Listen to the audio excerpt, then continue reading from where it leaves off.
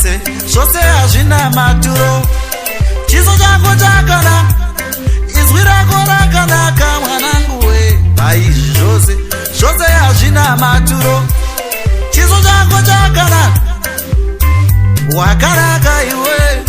Paizvi zvose zvose hazvina maturo. Mwana wangu usaitwa hembe mubero.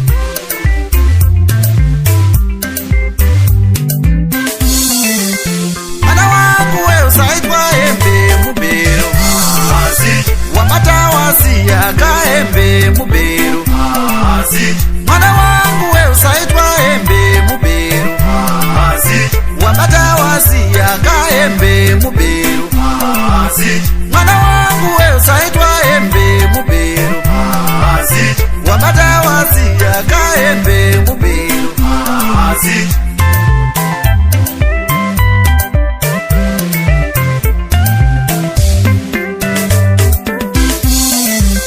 Muviri wako uyu itemberi ya Mwari. Muviri wako uyu itemberi ya Mwari. Unogara mweya mutsvene, unoswera mweya mutsvene. Unogara mweya mutsvene, unoswera mweya mutsvene. Muviri wako uyu itemberi ya Mwari. Unogara mweya mutsvene, unoswera mweya mutsvene. Panogara mweya mutsvene, panoswera mweya mutsvene.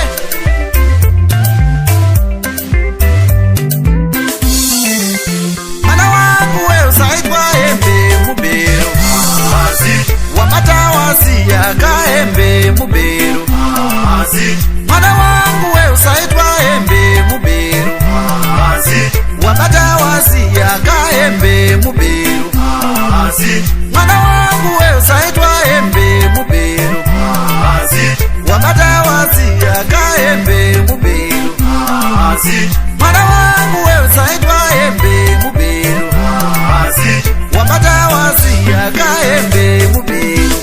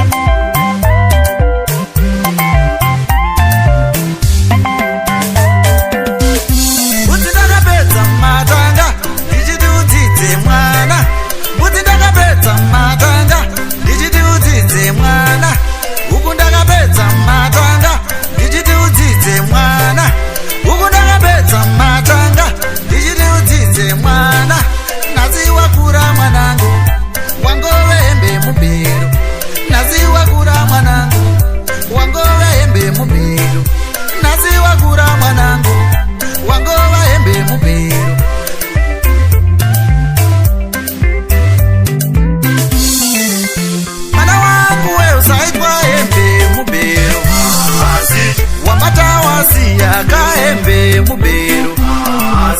Mwana wangu we usaitwa hembe mubero.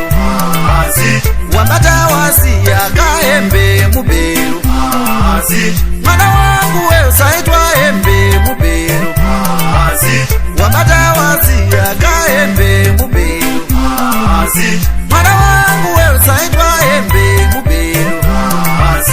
Wamata wasiya kahembe mubero.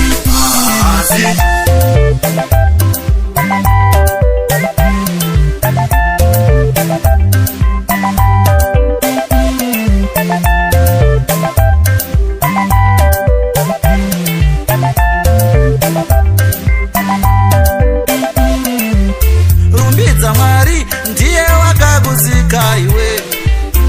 Chiso chako mufananidzo wa Mwari. Chiso chako mufananidzo wa Mwari.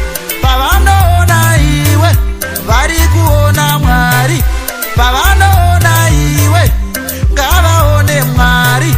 Vachingoona iwewe ngavaone Mwari. Mwana wangu we usaitwa hembe mubero.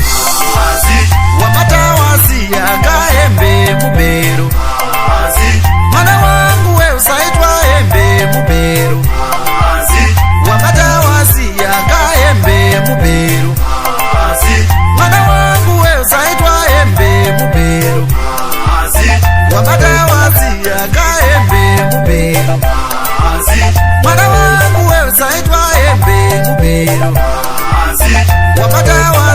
kaembe mubindu.